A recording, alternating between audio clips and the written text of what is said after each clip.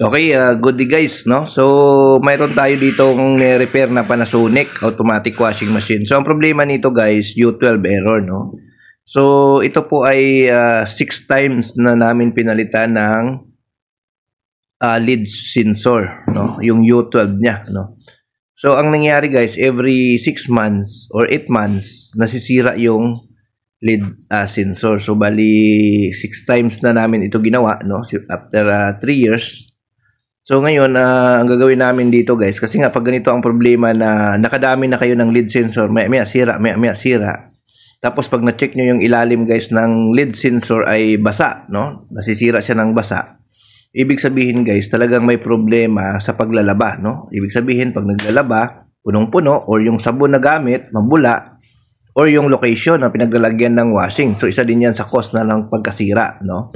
So ngayon ang gagawin namin dito kasi nga dahil 6 times na kami nagpalit ng lead sensor, hindi na namin siya papalitan, no? I-recommend na namin sa customer na i-bypass na kasi nga 6 times na, no? Kung okay lang kung isa, dalawa or tatlo tapos nasisira siya after mga ilang taon, okay yun. Pero kung every 6 months, every 8 months nagpapalit ng door lock, so ni-recommend na ng lead switch or yung lead sensor, i-recommend na namin siya na i-bypass, no? Although yung bypass kasi hindi namin siya talaga pinapakita, no, kung paano siya i-bypass kasi medyo risky kasi guys yung pag-bypass, no? Kasi baka maya lahat ng customer natin or lahat ng mga mayroong ganito babypassin na lang, no? So delikado po kasi guys yung bypass, no?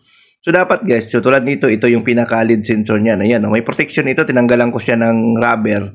Talagang napasok pa rin siya ng tubig. So, ibig sabihin, malakas yung tubig na tumatama dyan. Ibig sabihin, may problema talaga. So, ang gagawin namin guys, bypassin namin, no? So, ang pag-bypass nito guys, hindi namin siya ituturo, no? Kasi nga, risky, no?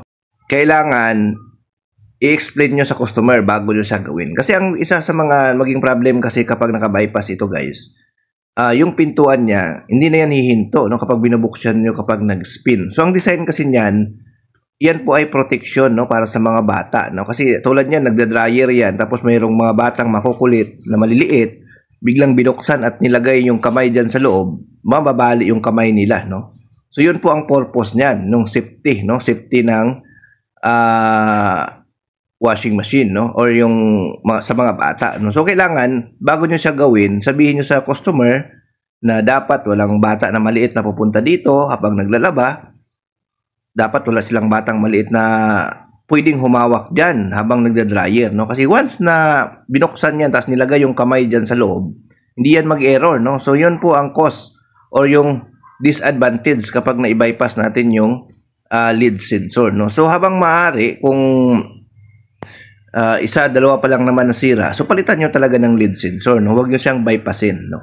Maliban na lang kung wala na talagang choice. Tapos, dapat may consent ng customer na babypassin yan dahil sa problema ng location, sa paglalaba, or minsan naman kasi guys sa sakit, no? Kung talagang corroded na yung sakit or durog-durog na, yun po yung time na binabypass na, no? So, yun, no? So, share ko lang sa inyo guys, no? Para magkaroon din kayo ng idea. Okay, thank you. Bye-bye.